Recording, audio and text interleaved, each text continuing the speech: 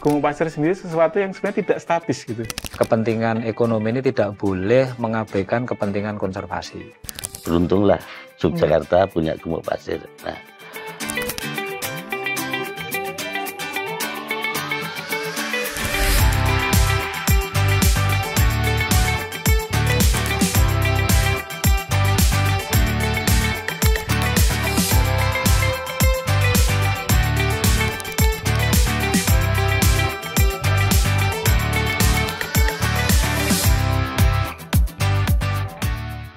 Gumuk Pasir itu kan di dunia cuma ada 2 tadi disampaikan. Maka beruntunglah Yogyakarta punya Gumuk Pasir. Nah, Gumuk Pasir sendiri sesuatu yang sebenarnya tidak statis gitu. Mungkin berbeda seperti geoset yang lainnya gitu ya. Karena keunikannya tadi itu kan bisa menjadi salah satu objek begitu ya. Jadi dari sisi ilmu pengetahuan, gitu kan, sisi penelitian, kemudian untuk mahasiswa, dosen dan juga. Jadi kami melakukan pemetaan seperti pemotretan udara gitu ya, dan kemudian dari hasil pemetaan tersebut nanti dapat digunakan untuk analisis seperti perubahan tutupan lahan. Kemudian nanti bisa mengarah ke 3 dimensi, kita bisa menghitung bersama. juga kebutuhan anggaran yang diperuntukkan untuk pengembangan Gumuk Pasir, kami akan dorong untuk istilahnya selalu membackup masukan aspirasi dari pengelola Gumuk Pasir yang ada di Ini berarti kan kondisi Gumuk Pasir tidak baik-baik saja. Nah, karena kondisinya tidak baik-baik saja itu karena tadi kami sampaikan bahwa Gumuk Pasir ini kan mempunyai dia sebagai bentang alam yang bermanfaat bagi manusia. Bentang alam pelindung tsunami, kemudian juga penelitian dan juga yang lainnya. Sebagus apapun program pemerintah untuk melestarikan Gumuk Pasir tanpa ada kerjasamanya dengan masyarakat, saya itu tidak bisa terjadi. Maka sosialisasi harus betul-betul selalu digerakkan, dilancarkan, sehingga masyarakat paham betul bahwa mari warisan yang istimewa ini kita jaga bersama. Sobat Rombo, Taman Bumi atau Geopark menurut definisi dari UNESCO adalah wilayah geografis yang terintegrasi, di mana situs dan lanskap dengan signifikansi geologis internasional dikelola dengan konsep holistik perlindungan, pendidikan, dan pembangunan berkelanjutan. Inisiasi menjadikan Jogja sebagai Taman Bumi atau Geopark merupakan bagian dari membuat Yogyakarta yang indah dan istimewa menjadi lebih indah dan lebih istimewa untuk mewujudkan Hamemayu Hayuning Bawono. Cita dan asa menjadikan bumi Jogja semakin memayu, indah, dan nyaman untuk ditempati. Tentunya harus timbul dari kita sendiri yang tinggal dan bermukim di Jogja tercinta. Warisan bumi atau warisan geologi yang dianugerahkan Yang Maha Kuasa kepada kita harus menjadi aset masyarakat Jogja yang dapat dilindungi, dikembangkan, dan dimanfaatkan secara berkelanjutan untuk kepentingan edukasi, konservasi, dan pemberdayaan kesejahteraan masyarakat Jogja. Langkah inisiasi ini bukan hanya untuk mendokumentasikan keistimewaan warisan geologi bumi Jogja, tetapi juga bagaimana upaya memanfaatkannya secara berkelanjutan. Geopark dapat menjadi sumber edukasi bagi masyarakat setempat dan para pelancong dalam memberikan pemahaman mendalam tentang kekayaan alam yang dimiliki. Pemberdayaan kesejahteraan masyarakat didorong menjadi fokus sasaran utama.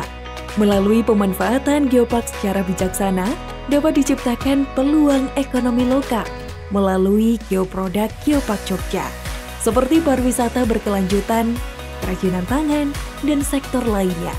Masyarakat dapat merasakan dampak positif secara langsung dari upaya menjadikan Jogja sebagai taman bumi. Langkah menjadikan Yogyakarta sebagai taman bumi atau geopark bukan hanya langkah simbolis, tetapi juga investasi nyata dalam berkelanjutan dan kesejahteraan masyarakat.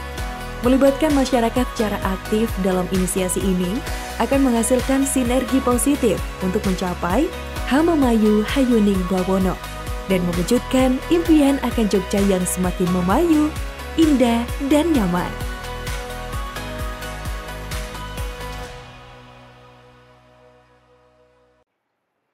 Assalamualaikum warahmatullahi wabarakatuh. Salam sejahtera, namo buddhaya, salam kebajikan, rahayu. Halo Sobat Rembuk Jogja, apa kabar hari ini? Semoga Anda semua dalam keadaan sehat dan sejahtera, serta menjalankan aktivitas dengan semangat dan lancar. Pada kesempatan kali ini, kita bertemu dalam Rembuk Jogja, pengendalian administrasi pelaksanaan pembangunan daerah, di mana kita akan membahas mengenai topik pengelolaan dan pengembangan gumuk pasir untuk mendukung Geopark Jogja menuju status UNESCO Global Geopark UGGP.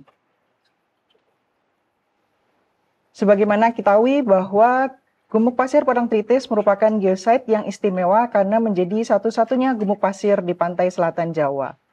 Dengan peningkatan status salah satu Geopark Jogja ini menjadi tingkat global, akan memberikan keuntungan untuk melindungi sekaligus mengembangkan warisan bumi atau geoheritage pada tingkatan global sehingga secara ekonomi pun akan mendapatkan dampak positif.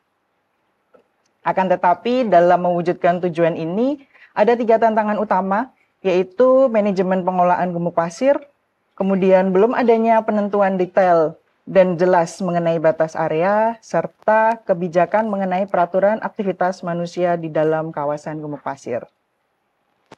Untuk itu, dalam pembahasan topik ini telah hadir bersama kita 3 narasumber yang tentunya sangat erat kaitan dengan pergumuk pasiran yang ada di Provinsi Daerah Istimewa Yogyakarta dan bagaimana strategi pengelolaan gumuk pasir untuk mencapai status UNESCO Global Geopark atau UGGP. Hal inilah yang akan lebih jelas kita perbincangkan dalam Rembuk Jogja kali ini. Telah hadir bersama kita narasumber-narasumber pada kesempatan kali ini. Yang pertama adalah Bapak Ari Budi Nugroho ST MSc, selaku Kepala Bapeda Bantul. Selamat datang Bapak. Selamat pagi. Bagaimana kabar hari ini? Alhamdulillah sehat. Oke. Terima kasih atas kehadiran Bapak. Terus kemudian yang kedua adalah Bapak Seto Baruno, STMN, selaku Kepala Balai Geospasial Pesisir dan Gumuk Pasir. Selamat datang, Bapak. Siap, terima kasih. Terima kasih atas kehadirannya. Kemudian yang ketiga adalah Bapak Sekretaris Komisi C Bidang Pembangunan DPRD DIY, Bapak Haji Kuswanto SIP. Terima kasih Bapak atas kehadirannya. Sama-sama, Mbak Rias. Oke, baik. Kita langsung saja mulai pembicaraan pada kesempatan kali ini. Kita mulai dari Bapak Seto Baruno dulu, mungkin. Oke, baik. Bapak, mungkin bisa dijelaskan, Pak, mengenai apa itu gumuk pasir dan bagaimana karakteristik unik dari gumuk pasir yang ada di Parangtritis Daerah Istimewa Yogyakarta ini. Baik, jadi gumuk pasir sendiri sebenarnya kalau mungkin Bapak-Ibu yang pernah ke sana itu suatu gundukan pasir ya, yang dia sudah terbentuk selama mungkin ribuan tahun, bukan mungkin jutaan tahun, yang saat ini menjadi salah satu ikon gitu di Provinsi DIY ini. Nah, sisi uniknya apa? Kalau kita lihat dari sisi morfologi misal, bentukannya sendiri, gumuk pasir Parangtritis ini dia itu tipenya barhan. Seperti bulan sabit kalau kita lihat dari atas. Mengapa unik?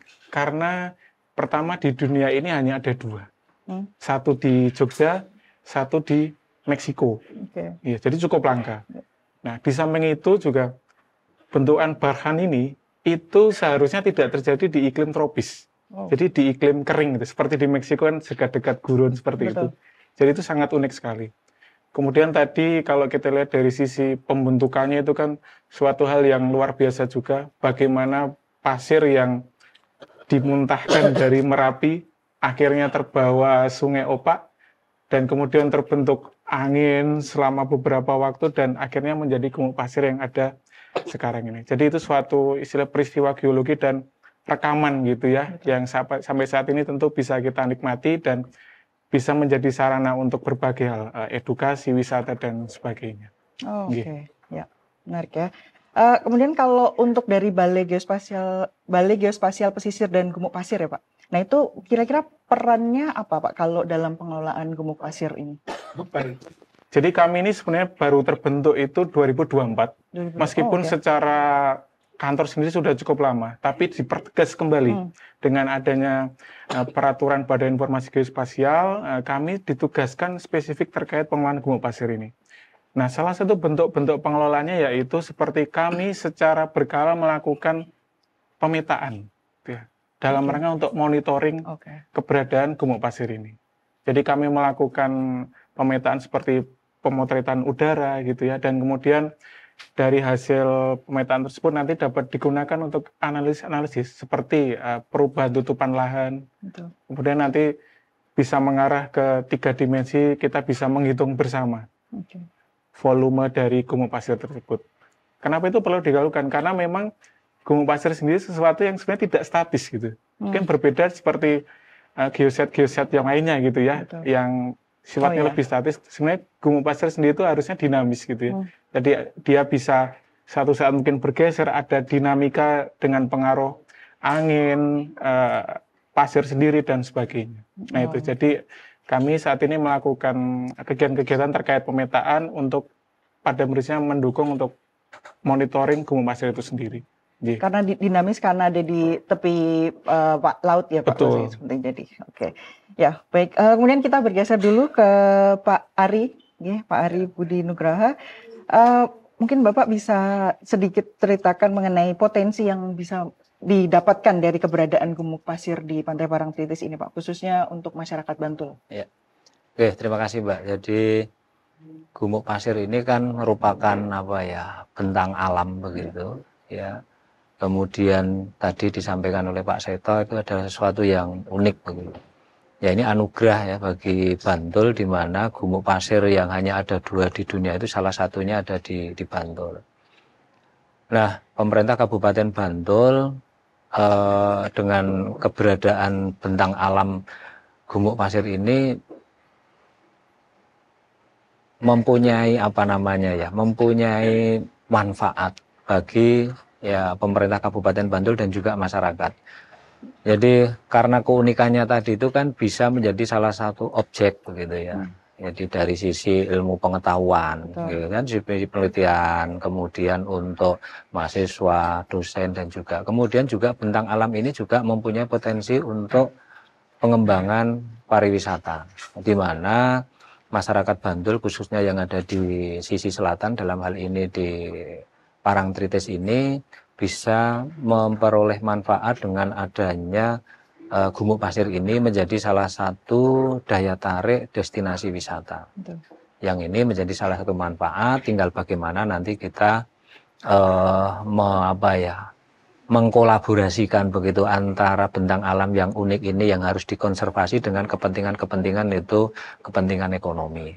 Intinya manfaatnya cukup luar biasa, cukup menarik. Ditambah lagi memang sekarang ada akses jalan yang menghubungkan Pansela, sehingga yang mungkin dulu orang itu tidak bisa menikmati gumuk pasir begitu, sekarang itu mungkin tidak harus turun, tapi kalau nanti bisa terkonservasi dengan baik, karena itu letaknya kan ada di selatan, jalur jalan lintas selatan. Ya, ini jelas nanti akan menjadi salah satu daya tarik dan potensi bagi pemerintah Kabupaten Bantul saat ini dan masa depan. Menarik sekali. Jadi kalau kita bicarakan kalau gumuk pasir itu tadi ya Pak, dia sebagai geoheritage. Terus kemudian di satu sisi dia juga bisa menjadi potensi untuk pariwisata. Nah itu kan kegiatannya adalah ekonomi. Nah pasti apakah ada tantangan yang muncul ketika kedua hal ini mungkin bisa dikatakan sedikit berseberangan lah. Ketika kita harus menjaga, kemudian di satu sisi harus ada kegiatan, mungkin ada kegiatan ekonomi yang bisa muncul dari kegiatan tersebut.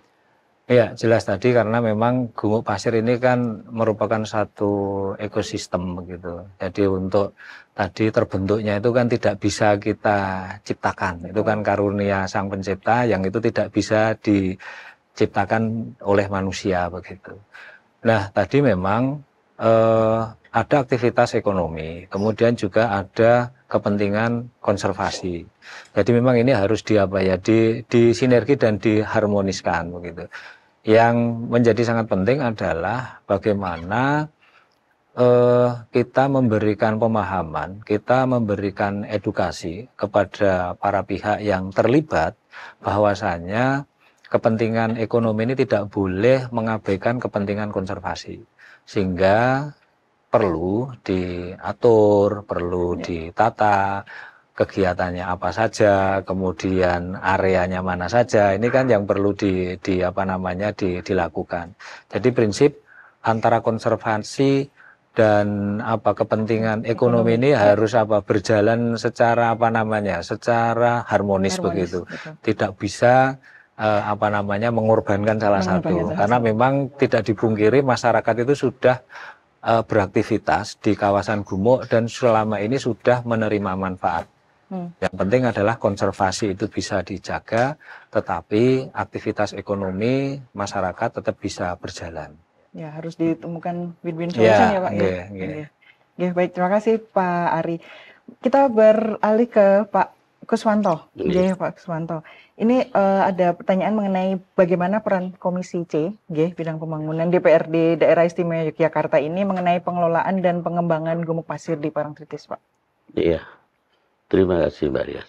Kami dari Komisi C dan juga selaku wakil rakyat ini berbicara masalah gumuk pasir ya.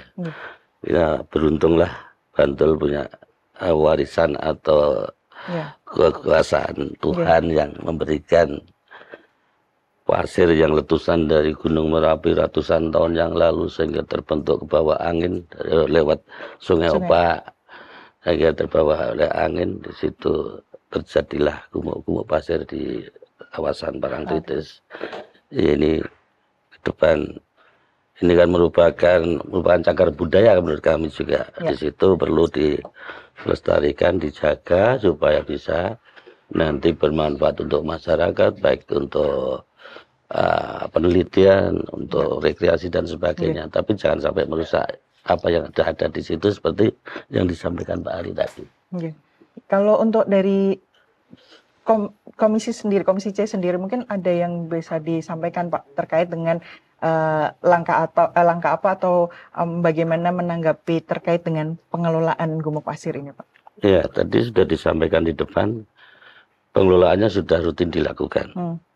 Nah, kita sebagai Dewan kan cuma mendorong, dan pengelolaan itu mesti ada konsekuensinya. Entah penganggaran dan sebagainya, ya tentu saja. Selaku Dewan ada tiga fungsi, yaitu pengawasan, legislasi, dan budgeting. Ya konsekuensinya kan. Jadi perannya di situ nih Pak. Baik.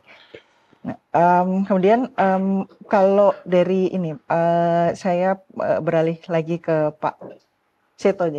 Nah, Pak Seto, kalau misalnya dari Badan Geospasial sendiri, apakah ketika terkait dengan data yang disaji atau sudah direkam seperti itu, kemudian bagaimana hasilnya itu kemudian bisa disampaikan kepada masyarakat yang menjadi salah satu agenda mengedukasi masyarakat seperti itu? Apakah juga ada agenda seperti itu dalam Balai Geospasial? Baik. Untuk kami sendiri memang sudah melakukan pemetaan dan menghasilkan data-data. Untuk data ini saat ini secara langsung mungkin kami tidak ke masyarakat, kami melibatkan stakeholder. Jadi kami bekerja sama dengan stakeholder seperti salah satunya dari Kabupaten Bantul, termasuk Geopark Provinsi dan sebagainya, mungkin Keraton. Itu kami bekerja sama, dan mungkin salah satu output yang saat ini sebenarnya sudah digunakan, bahkan ini masuk dalam renaksi restorasi di Pemkab Bantul adalah zonasi. Jadi kami saat itu mendukung pemetaan zonasi kawasan di gumuk pasir ini. Jadi ada zona inti, zona penunjang, dan zona peruntukan terbatas. Berarti zonasinya bisa dari BIG dari Balai Geospasial. Kemudian bisa digunakan untuk pembuatan kebijakan dan sebagainya. Baik. Bagaimana kemudian nanti kita akan mengetahui langkah atau upaya apa saja yang sudah dilakukan selama ini oleh berbagai stakeholder yang terlibat dalam pengelolaan gumuk pasir. Nah, kita akan temukan jawabannya setelah segmen berikutnya atau di segmen kedua. Untuk itu kita akan istirahat sejenak dan akan kembali lagi setelah pesan-pesan berikut ini. Mengenal Gumuk Pasir Parangtritis Yogyakarta. Gumuk pasir atau gundukan pasir yang menyerupai bukit ini berada di kawasan Pantai Parangtritis, Kabupaten Bantul, Daerah Istimewa Yogyakarta. Berdekatan dengan objek pariwisata Pantai Parangtritis yang berjarak 28 km dari kota Yogyakarta dengan luas sekitar 412 hektar yang dibagi menjadi beberapa zona, yaitu zona inti, zona penyangga barat, dan zona penyangga timur. Fenomena gumuk pasir Parangtritis adalah hasil dari proses alami yang dipengaruhi oleh angin, material Gunung Merapi, Kerapen Bantul, dan Sungai Opak, serta Sungai Progo yang turut membawa material dari Gunung Merapi. Saat material pasir yang muncul dari adanya aktivitas Gunung Merapi, material tersebut dibawa oleh aliran air dari Sungai Opak dan Sungai Progo. Adanya hembusan angin yang kencang juga turut membawa pasir hingga menumpuk membentuk gumuk pasir. Namun naasnya, gumuk pasir Parangtritis ini mengalami penyusutan dari tahun ke tahun. Penyusutan terjadi dari tahun 2017 di luas 412,8 hektar menjadi 30 hektar. Selain itu, keberadaan Pantai Cemara Sewu di sebelah selatan gumuk pasir dianggap menjadi menghambat jalannya angin masuk ke kawasan gumuk. Berbagai aktivitas pemukiman dan pariwisata seperti mobil jeep juga turut berpengaruh pada kepadatan pasir sehingga membuat pasir susah untuk dibawa oleh angin dan lambat laun mematikan kawasan gumuk pasir itu sendiri. Pemerintah Kabupaten Bantul sendiri telah melakukan kebijakan dengan membuat rancangan aksi restorasi yang meliputi pengamanan, pemeliharaan, dan pengembangan berkelanjutan berdasarkan 4 pilar utama: konservasi, edukasi, perekonomian masyarakat berkelanjutan, dan sarana pelaksanaan. Seperti yang sudah dilakukan di tahun 2024, 3 kegiatan utama sudah dilaksanakan, termasuk pemasangan papan informasi CSR dari Bank Bantul, pemasangan patok deliniasi, dan penebangan vegetasi yang menghalangi lorong angin sebagai upaya untuk mengembalikan bentuk kawasan zona inti yang sudah berubah dari kondisi awal. Harapannya dari adanya upaya-upaya ini dapat merestorasi kawasan gumuk pasir Parangtritis kembali menjadi kawasan yang terstruktur dalam pengelolaan geopark dan menjadi penyokong ekonomi strategis yang berkelanjutan bagi masyarakat dan pemerintah. Sobat Rembuk, masih dalam program Rembuk Jogja dengan tema bahasan kita pengelolaan dan pengembangan gumuk pasir untuk mendukung Geopark Jogja menuju status UNESCO Global Geopark atau UGGP. Masih bersama dengan narasumber kita pada kesempatan kali ini ada Bapak Ari Budi Nugroho, STMSC sebagai Kepala Bapeda Bantul. Kemudian masih juga bersama dengan Bapak Seto Barono STMN sebagai Kepala Balai Geospasial Pesisir dan Gumuk Pasir, serta dengan Bapak Haji Guswanto SIP selaku Sekretaris Komisi C Bidang Pembangunan DPRD Daerah Istimewa Yogyakarta. Di segmen ini kita akan membicarakan mengenai upaya-upaya yang telah dilakukan oleh berbagai sektor atau berbagai stakeholder yang terkait dengan pengelolaan gumuk pasir di Parangtritis Daerah Istimewa Yogyakarta ini. Saya akan menuju ke Pak Ari dulu. Pak Ari, saya ingin menanyakan mengenai upaya-upaya yang saat ini telah dilaksanakan atau dilakukan oleh Pemkab Bantul terkait dalam pengelolaan dan pengembangan gumuk pasir. Terima kasih Mbak Tias. Jadi keberadaan gumuk pasir Barkhan yang ada di Parangtritis ini saat ini kondisinya itu kan terdegradasi begitu. Kita ketahui bersama bahwa di sana itu kan banyak aktivitas. Betul. Banyak aktivitas kegiatan manusia yang dilakukan di sana. Mulai dari ada pertanian, kemudian ada wisata dan yang lainnya. Nah, kondisi terdegradasi ini kan sudah terekam cukup lama begitu. Ya, terdegradasi seperti apa? Berarti kan paling gampangnya memang gumuk pasirnya itu sekarang kan semakin nggak kelihatan. Jadi semakin kecil. Data terakhir itu yang kami peroleh dari teman-teman BIG itu kan tinggal berapa? Tinggal sekitar 4%. 4%? Ya, tinggal 4%. Nah, ini berarti kan kondisi gumuk pasir tidak baik-baik saja. Nah, karena kondisinya tidak baik-baik saja itu karena tadi kami sampaikan bahwa gumuk pasir ini kan mempunyai dia sebagai bentang alam yang bermanfaat bagi manusia. Bentang alam pelindung tsunami, kemudian juga penelitian dan juga yang lainnya. Nah, melatar belakangi itu pemerintah Kabupaten Bantul ya bersinergi dengan berbagai pihak, dalam hal ini dengan akademisi, dengan Pemda DIY, dengan berbagai pihak termasuk pusat dari BIG, kita melakukan yang namanya restorasi. Ya. Langkah awal yang kita bentuk waktu itu di tahun 2024 kita sudah membentuk yang namanya tim percepatan restorasi gumuk pasir. Nah, ini sudah ditetapkan dengan keputusan Bupati Bantul nomor 169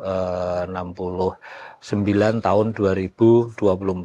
Nah, tim ini kan terdiri dari berbagai stakeholder, baik di Pemda Bantul, kemudian Pemda DIY, kemudian ada dari unsur keraton, kemudian dari pusat ada dari BIG, dan juga pelibatan dari wilayah. Ya, wilayah ini kan ada Padukuan, kemudian ada Kapanewon Kalurahan. Nah, tim percepatan restorasi ini yang bertugas untuk ya melakukan koordinasi, melakukan advokasi, dan juga melakukan perumusan kebijakan. Nah, tindak lanjutnya itu sudah ditetapkan tentang renaksi restorasi Gumuk Pasir, yaitu dengan SK Bupati nomor 47 tahun 2024. Nah, ini upaya-upaya sudah dilakukan. Nah, renaksi itu untuk jangka menengah, untuk jangka 5 tahun dari 2024 sampai 2029. Nah, di sana, di dalam renaksi itu disusun strateginya, kemudian langkah-langkahnya apa saja, kegiatannya apa saja, yang melakukan siapa, kapan, sumber pembiayaannya dari mana. Ini diatur di dalam restorasi itu.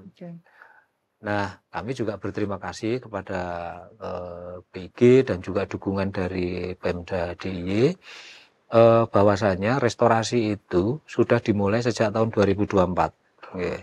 Jadi ada komitmen penganggaran baik dari Pemda DIY dan juga dari Pemda Bantul. Dan ini sangat didukung oleh berbagai pihak, bahkan masyarakat sendiri pun setelah adanya ya edukasi, ada sosialisasi, itu paham. Masyarakat itu prinsipnya sangat mendukung.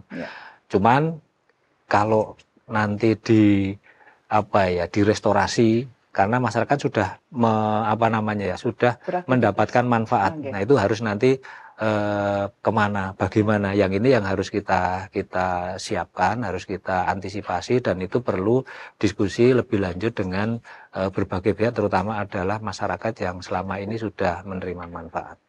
Jadi intinya sudah berproses, sudah berjalan, regulasi sudah ada. Oke. Berarti kurang lebih sudah 1 tahun ya Pak? Ya, sudah, dari ya. sejak diputuskannya akan dilaksanakan restorasi itu. Kalau mungkin dari 1 tahun ini bisa ada apa yang bisa bisa kita lihat lah kira-kira dari hasil kegiatan restorasi tersebut. Jadi begini, selama 1 tahun ini kalau teman-teman atau Bapak Ibu ke Gumuk Pasir begitu, tahun 2024 kemarin difasilitasi oleh Pemda DIY melalui dana keistimewaan itu sudah diberi deliniasi atau tapal batas begitu. Tadi disampaikan oleh Pak Sekto kan ada zona inti, zona pengembangan terbatas dan lainnya.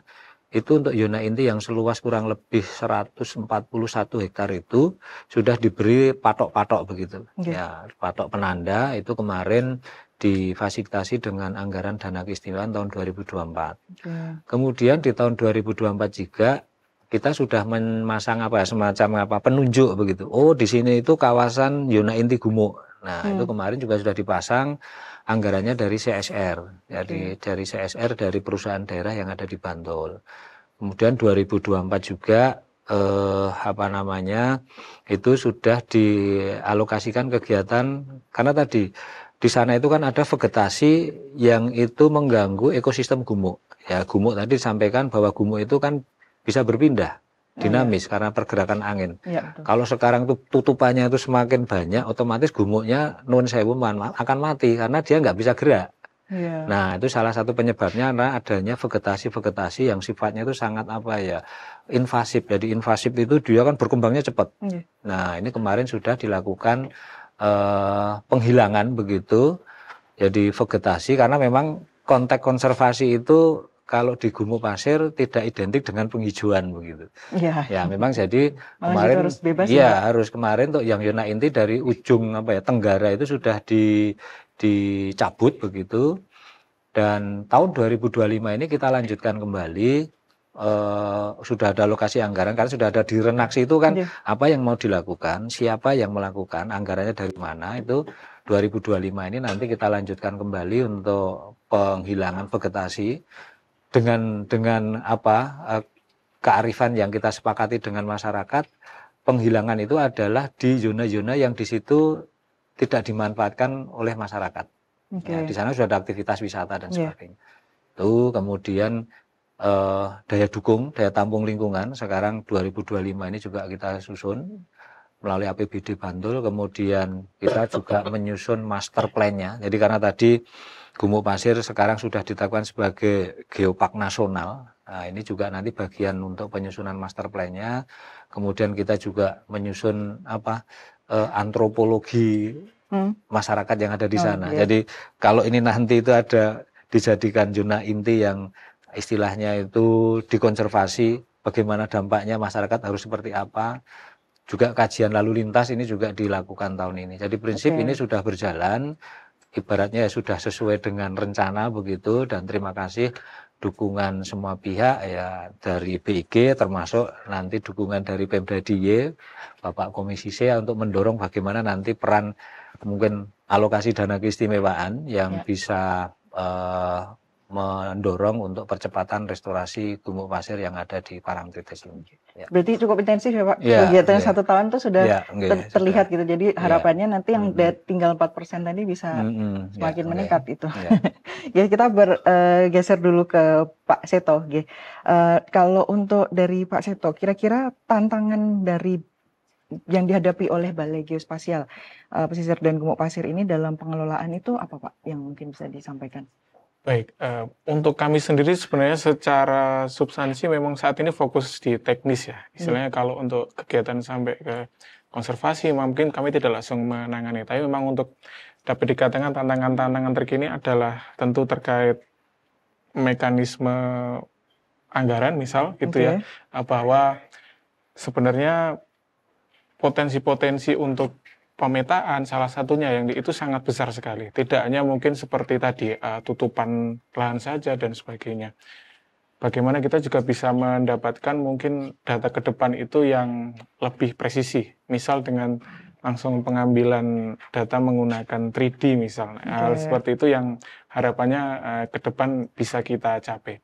Supaya nanti data yang didapatkan juga lebih presisi. Betul. Untuk mendukung tadi pekerjaan-pekerjaan khususnya atau kegiatan yang ada di Pemkab Bantul misalnya.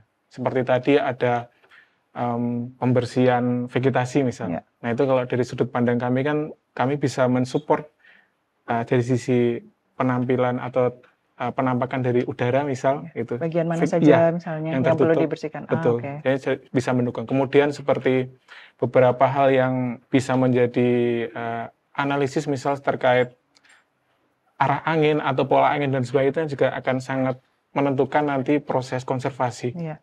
Misal bagian mana yang harus dibersihkan lebih dulu dan sebagainya. Dan itu bisa di-provide dari balai. Iya, harapannya sebenarnya memang saat ini dengan resource yang ada kami pelan-pelan membentuk beberapa hal dan harapannya nanti bisa tercapai. Dan ini sedang kami susun juga di roadmap kami. Baik. Terima kasih Pak Seto. Selanjutnya kita kalau ke Pak Kuswanto nih Pak. Ini kalau kita lihat dari kebijakan pengelolaan terkait dengan kawasan Gumuk Pasir ini, bagaimana peran DPRD Pak dalam mengawasi kebijakan tersebut khususnya di wilayah Bantul dan juga pengelolaan kawasan Gumuk Pasir ini? Iya, terima kasih Pak Dias. Terkait dengan pengawasan dan khususnya pengelolaan Gumuk Pasir di pesisir selatan. Ini saya selaku wakil rakyat juga cuman menyampaikan kepada instansi terkait untuk istilahnya menjaga betul.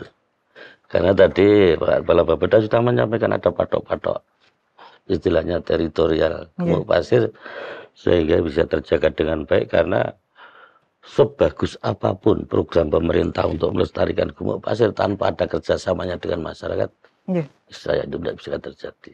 Maka sosialisasi harus betul-betul selalu digerakkan, dilancarkan, sehingga masyarakat paham betul bahwa mari warisan yang istimewa ini kita jaga bersama. Terkait dorongan untuk restorasi, percepatan restorasi tadi kami siap. Berkaitan dengan anggaran dari uang bisa diambilkan dari dana keistimewaan. Berarti memang sudah ada apa namanya slotnya ya Pak, sudah ada. Iya, kita perjuangan lah. Kalau belum memang kurang ya kita tambahkan, kita dorong. Oke, jadi sangat support lah untuk karena itu aset wilayah ya. Betul. Ya. Baik, kalau untuk saya kembali lagi ke Pak Seto ya Pak. Kalau untuk di di balai sendiri Pak, untuk sampai saat ini tadi sudah disampaikan penyediaan data seperti itu, kurang lebih data-data yang di-provide yang nanti bisa digunakan untuk kebijakan-kebijakan itu. Kemudian kalau sampai di sini bagaimana Balai Geospasial ini memiliki upaya yang berkaitan dengan nantinya akan menjadi status dari Gumuk Pasir ini menjadi UNESCO Global Geopark. Nah itu seperti apa kalau dari atau dukungan seperti apa yang akan diberikan dari Balai Geospasial? Baik, terima kasih. Jadi tadi tentu yang pertama kami supporting di datanya itu pasti ya, bahkan sebenarnya tidak hanya di Gumuk Pasir sendiri. Kami dari Badan Informasi Geospasial ini sudah mendukung pemetaan geoset yang ada di DIY. Jadi ada 20 geoset itu kami juga ikut ya. Di Geopark itu kami juga menjadi bagian untuk pemetaan. Jadi tidak hanya Parintis sendiri. Kemudian kami sendiri secara keberadaan posisi kantor itu juga sebagai garda depan di sana. Jadi kami sebenarnya juga secara rutin itu menyelenggarakan suatu literasi. Tidak ada pemetaan, ada Gumuk Pasir juga yang itu sering kami sampaikan juga. Ya, seperti ada kunjungan ke kami, ada siswa sekolah, mahasiswa umum dan sebagainya. Itu juga kami selalu mendorong terkait pengetahuan Gumuk Pasir ini supaya nanti bisa dijaga bersama. Bahkan dengan pelaku-pelaku wisata yang ada di sekitar Gumuk Pasir ini kami juga menjalin hubungan baik supaya ada pemahaman yang sinkron gitu ya. Antara kebutuhan atau kepentingan mereka dan apa yang menjadi kepentingan kami atau stakeholder terkait ini. Jadi pendekatan tentu tidak hanya teknis ya. Untuk ke depan itu dari geosite kemudian geoheritage sampai ke UNESCO, kami juga mengedepankan juga dari pendekatan sosial juga tadi. Karena kami garda depan kalau di sana ya, dia di PGSP itu ya Pak PGSP sekarang menjadi BGPGP. Oh, namanya sudah berubah. Tadi Balai Geospasial Pesisir dan Parangtritis. Tapi lokasinya sama nggih Pak? Sama, kantornya sama, hanya berubah nama saja. Yang kenapa baru dimulai tadi disebutkan 2024 ya? Iya, karena itu di peraturan organisasi terbaru. Oke. Baik, terima kasih Pak Seto. Menarik sekali perbincangan pembahasan kita pada segmen kali ini. Tadi sudah sedikit ada kita terkait dengan global UNESCO Global Geopark maksud saya terkait dengan Gumuk Pasir ini. Nah, nanti untuk lebih jelasnya atau lebih detailnya kita akan membahas terkait hal tersebut secara lebih detail ya di segmen yang berikutnya. Ya, kita akan melanjutkan mengenai strategi apa yang akan dilakukan khususnya dalam pengelolaan Gumuk Pasir menuju status UNESCO Global Geopark atau UGGP. Tapi kita rehat sejenak dan kita akan kembali setelah pesan-pesan berikut ini.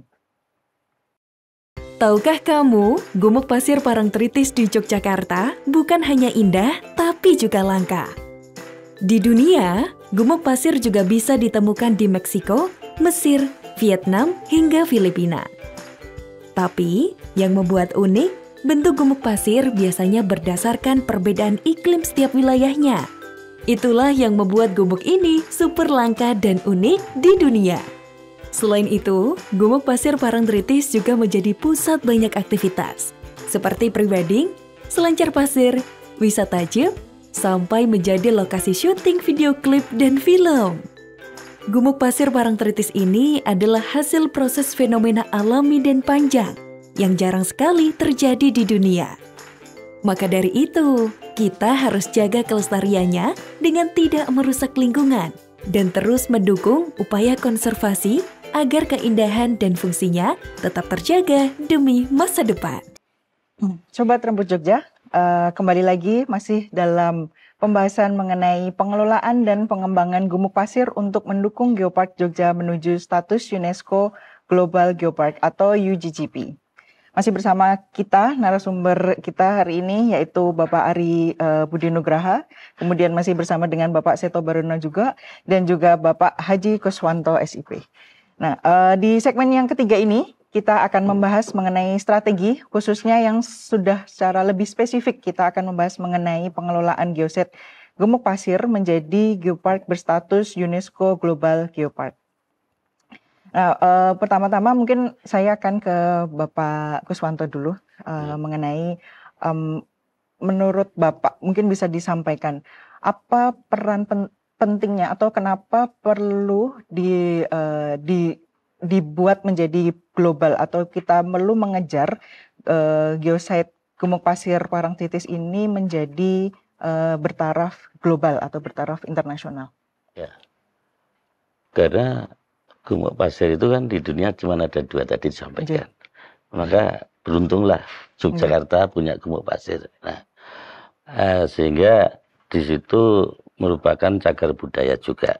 Tentu saja status global UNESCO itu harus kita dorong supaya sudah punya status ke sana dan diakui dunia, sehingga gumuk pasir di Jogja ini menjadi apa ya istilahnya ikon DIY untuk masyarakat dari luar DIY bahkan seluruh Indonesia bisa istilahnya betul-betul mengakui bahwa DIY punya gumuk pasir yang betul-betul bermanfaat baik masyarakat dan penelitian dan sebagainya. Jadi dampaknya lebih luas ya Pak, lebih ke internasional. Jadi tidak hanya dari secara nasional saja, tapi secara internasional. Oke. Nah, harapannya bisa sampai ke sana ya Pak. Oke. Ya baik. Berikutnya adalah untuk bagaimana kalau terkait dengan kita beralih dulu ya Pak ke Pak Kepala Bapeda, Pak Pak Ari. Kalau pertanyaan yang sama mungkin Bapak, saya menanya apa perlunya kita mengembangkan atau meningkatkan status dari gumuk pasir di Parangtritis ini menjadi tingkat global atau biasa nanti kita sebut sebagai UNESCO Global Geopark. Terima kasih Mbak. Jadi kenapa perlu ditingkatkan menjadi UNESCO Global Geopark? Kalau sekarang kan secara nasional kan sudah ya Pak. Ya. Kalau kami dari segi pemerintah Kabupaten Bantul didorong untuk menjadi UNESCO Global Geopark itu adalah bagaimana nanti dengan diraihnya status itu bisa memberikan manfaat yang lebih luas, bisa mensejahterakan masyarakat dari sisi itu. Kemudian yang berikutnya, karena memang gumuk pasir Barkhan yang ada di Parangtritis ini adalah suatu keunikan alam yang langka begitu. Dan ini memang harus dijaga bersama. Kemudian dengan adanya pengakuan itu berarti kan ini kita semuanya ikut menjaga. Tetapi poin pentingnya adalah kalau itu nanti dicapai, berarti kan kalau sisi pemerintah Kabupaten Bantul harus bisa memberikan manfaat yang lebih luas dan mensejahterakan masyarakat. Kemudian yang berikutnya, untuk menuju ke arah sana itu, di samping tadi kami sampaikan kan sudah ada yang namanya renaksi.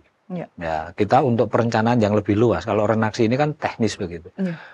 Untuk payung hukumnya yang lebih luas, saat ini kita sudah mempersiapkan untuk proses penyusunan rancangan RPJMD. Jadi kita sekarang sudah tahapannya sampai rancangan, yaitu rencana pembangunan jangka menengah daerah 2025-2029. Di mana di dalamnya sudah mengakomodir terkait dengan adanya gumuk pasir ini. Bahkan di dalam visi misinya Pak Bupati kami, gumuk pasir ini menjadi salah satu program unggulan beliau. Ini bentuk komitmen Bantul begitu, bagaimana ya untuk mengkonservasi, melestarikan dan juga mendorong ke depan untuk bisa ditetapkan sebagai UNESCO Global Geopark. Nah, yang berikutnya juga yang ini perlu kami sampaikan kepada Bapak Ibu dan semuanya. Ke depan ini juga kita harus siapkan terkait dengan pengelolaannya. Ya, karena nanti kalau sudah ditetapkan sebagai global UNESCO Geopark itu berarti kan kalau selama ini kan kita kadang-kadang masih ini tuh siapa sih yang berwenang, ini siapa yang harus nanganin. Nah, berarti nanti kalau ada lembaga tertentu yang melangani itu berarti kan jelas. Ya, kalau kita punya gambaran misalnya kayak Borobudur, itu kan sudah ditetapkan sebagai UNESCO. Itu kan ada yang namanya TWC, Taman Wisata Candi. Itu kan ada yang pengelola sendiri. Lah ini mungkin ke depan nanti kami sudah mengarah ke sana. Jadi ini sudah merupakan diskusi dengan DIY juga. Jadi ada yang mengelola sehingga nanti fokus begitu, bisa terencana, berkelanjutan begitu. Jadi itu Mbak, menurut kami. Ya, berarti perlu ada kolaborasi Pak antar stakeholder. Semua itu, dan kemudian juga kalau misalnya tadi kalau disebutkan contohnya di TWS itu kan berarti memang harus ada satu unit sendiri yang memang fokus ke situ biar tujuannya itu memang tercapai. Nah, kalau tadi sudah disampaikan ya, mungkin Bapak bisa ceritakan kalau sekarang ini kalau tidak salah kan sudah masuk ke Geopark Nasional nih Pak. Itu seperti apa Pak kalau di Parangtritis ini? Ya, jadi pada kalau tidak salah tahun yang lalu di bulan Juli kalau tidak salah proses untuk penilaian menjadi Geopark Nasional ini kan dilakukan di tahun 2024 yang lalu dan sekarang sudah keluar statusnya. Nah, memang yaitu harus kita sudah mulai siapkan dari sekarang. Jadi untuk menuju ke sana berarti renaksi itu kan memang harus konsisten kita lakukan. Ya, mulai bagaimana memahamkan masyarakat yang ada di sana untuk bisa memahami bahwa konservasi ini perlu, di samping kegiatan ekonomi berjalan tapi konservasi itu perlu. Kemudian para pihak yang lain baik di Bantul sendiri harus melakukan secara konsisten sesuai dengan rencana aksi itu. Ya, harus ada konsisten, harus ada upaya serius kan begitu. Berarti kalau menuju ke yang global ini, berarti harus ada indikator baru yang harus dicapai. Itu mungkin Bapak bisa ceritakan atau? Ya, kalau indikator-indikatornya sebenarnya di rencana aksi yang sudah kita susun ini melibatkan dari PGSB kemarin kan kita sudah menyusun tahapan-tahapannya. Ya, misalnya di sana misalnya begini tadi sampaikan oleh Pak Seto, ini salah satu contoh saja, misalnya yang vegetasi itu kita harus mulai dari zona mana sih kan begitu. Kemudian penataan misalnya di sana kan ada aktivitas wisata misalnya kendaraan jeep, kita harus nanti mengatur rutenya kemana sih. Ini sudah kita lakukan, cuman implementasi di lapangan itu belum, tapi upaya-upaya ke sana kita sudah ada semacam rembuk dengan paguyuban, terus kemudian juga dengan pelaku-pelaku wisata di sana. Ini sudah kita lakukan sehingga termasuk begini, karena di sana nanti harus menjadi zona inti itu kan ada pembatasan begitu. Ya tadi daya dukung ini kan sudah kita hitung sekarang. Bahkan mungkin nanti ke depan itu mungkin yang masuk itu harus ada pembatasan dan sebagainya. Tetapi ini kan tetap harus ke depan kan harus ada unsur kesejahteraan tadi, tapi ini harus dilakukan. Nah, ini kita sudah lakukan ke arah sana, Mbak. Jadi memang ini secara bertahap terus kita lakukan itu. Ya. Oke. Baik, terima kasih Pak Ari. Sekarang kita beralih ke Pak Seto ya, Pak.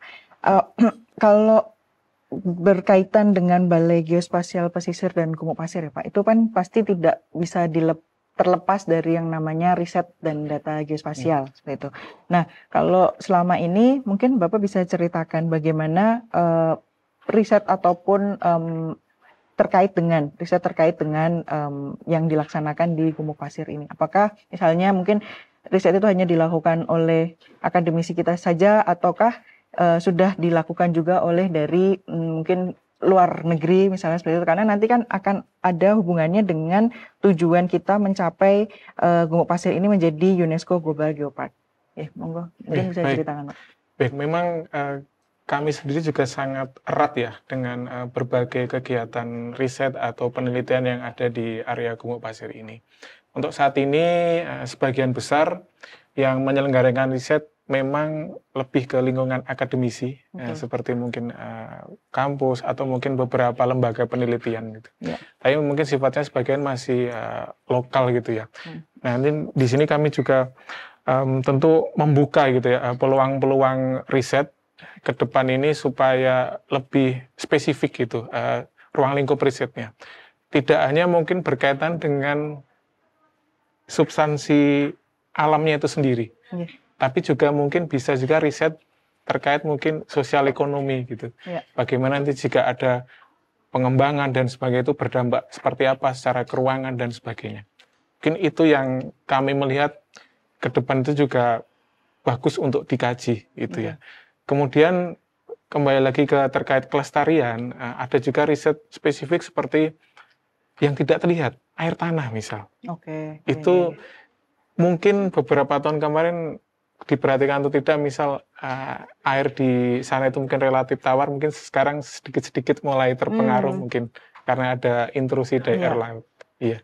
Nah, hal seperti itu juga kami melihat ke depan tentu menjadi suatu peluang gitu untuk riset-riset yang akan diselenggarakan. Memang kami sendiri bukan suatu lembaga riset, tapi kami ya tadi cukup menjalin kerjasama erat dengan berbagai stakeholder itu sendiri. Kemudian riset-riset sendiri juga mungkin kami tidak bentuknya seperti penelitian, kami juga sesuai tugas kami di peraturan itu adalah melakukan seperti modeling misal. Nah itu harapannya nanti ke depan itu bisa menjadi sarana atau data yang bisa mendukung tadi kegiatan-kegiatan yang ada di stakeholder itu. Jadi kami minta memodelkan dinamika yang ada di Gumuk Pasir itu. Gitu. Nah baik, kalau misalnya nih dari Balai Geospasial Pak, bagaimana memandang tujuan atau rencana untuk menaikkan status Gumuk Pasir ini menjadi UNESCO Global Geopark? Bagaimana pandangan dari Balai Geospasial menanggapi hal tersebut? Baik, ini memang sangat luar biasa ya. Kalau kita lihat pilar geopark sendiri itu kan ada kegiatan ekonomi, konservasi, sarana, pendidikan, dan edukasi ya.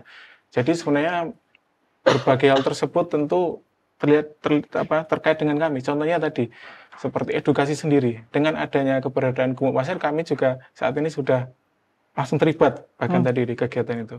Kemudian terkait konservasi jelas tadi ya, baik yang terlihat di atas atau yang di bawah.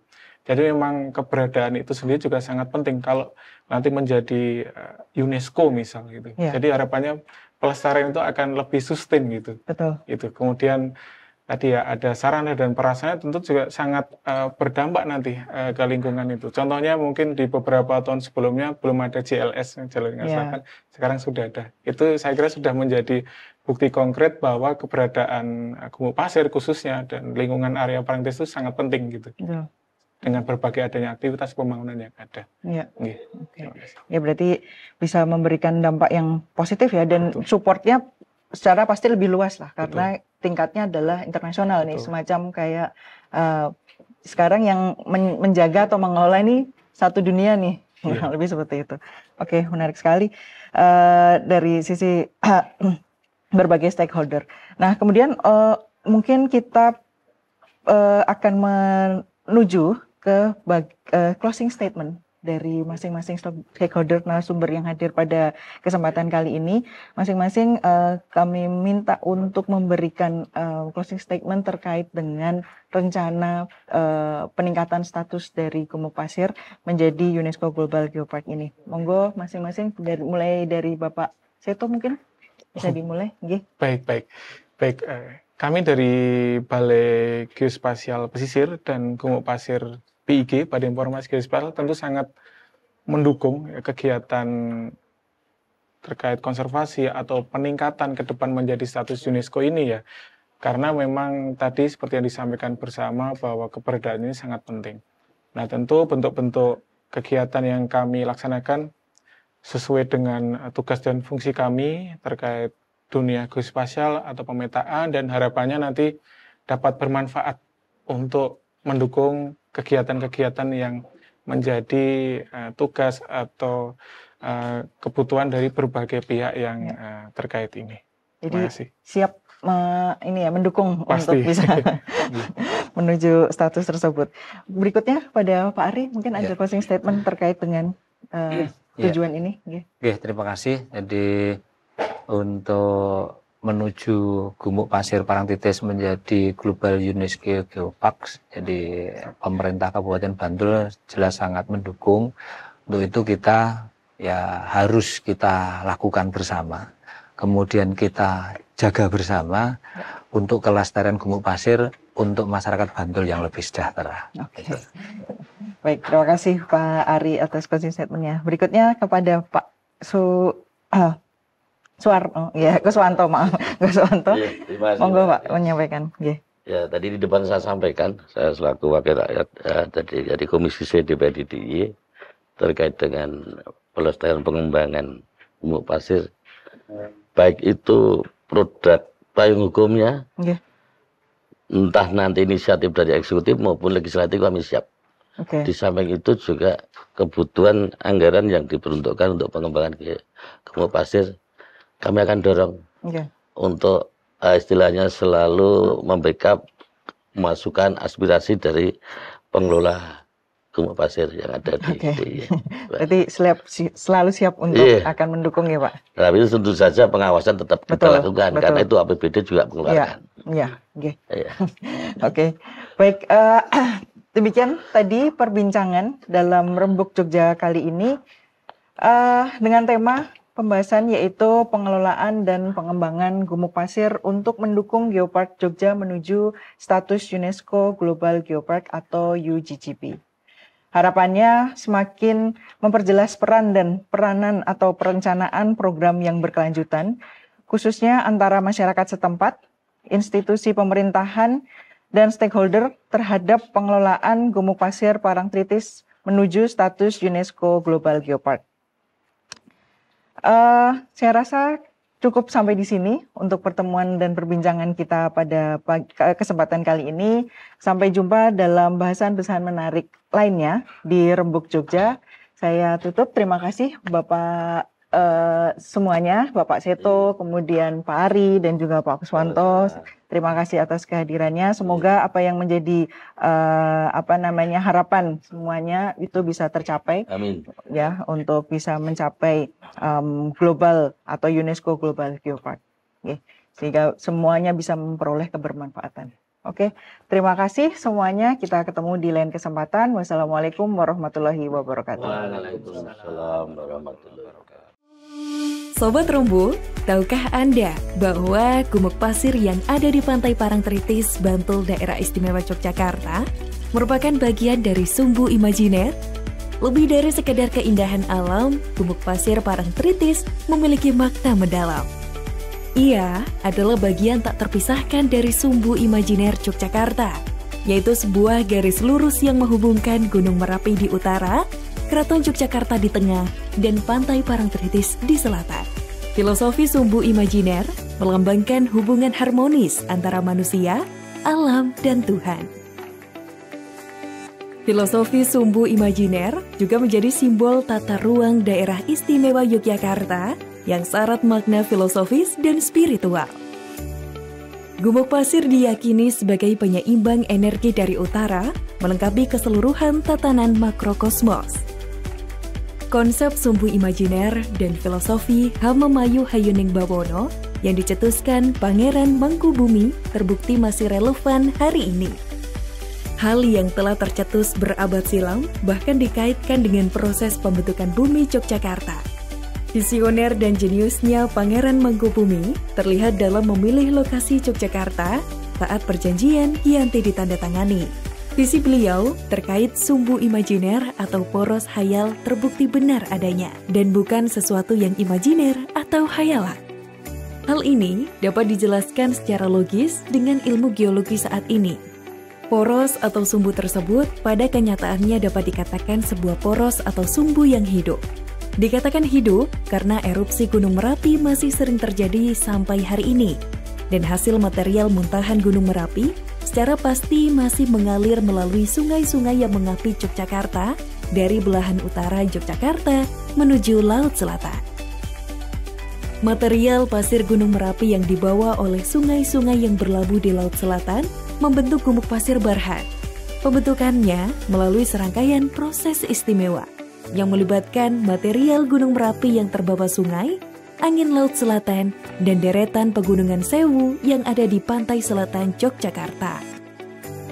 Proses pembentukan yang merupakan fenomena langka, selain fenomena langka lain bahwa gumuk pasir Barhan terbentuk di daerah tropis basah.